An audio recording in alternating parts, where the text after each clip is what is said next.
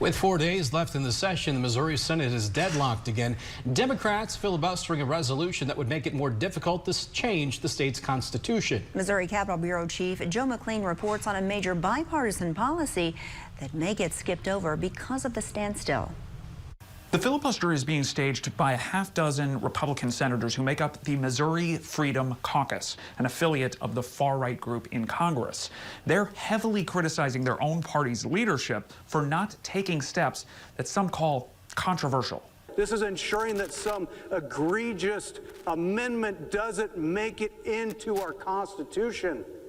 We have to do what's necessary and right upon us to protect that. A faction of 6 Republican senators stopped everything for nearly 12 hours Thursday and demanded leadership fast-track a resolution. Their goal, changing the state's initiative petition process, which they call IP reform. Specifically, Republicans want to make it more difficult for citizens to amend the state's constitution. It's the same process Missourians used to legalize marijuana and overturn right to work. Now, similar efforts are underway to lift the state's abortion ban on the ballot this fall. That faction of Republicans, known as the Freedom Caucus, is demanding Senate leadership use a rare move that would skip over committee hearings and public input.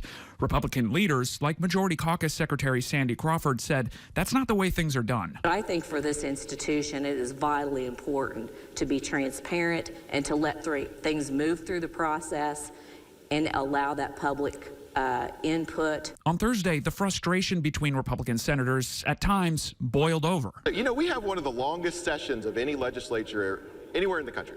Why not do it today? Well, 3/4 of our time is spent listening to you.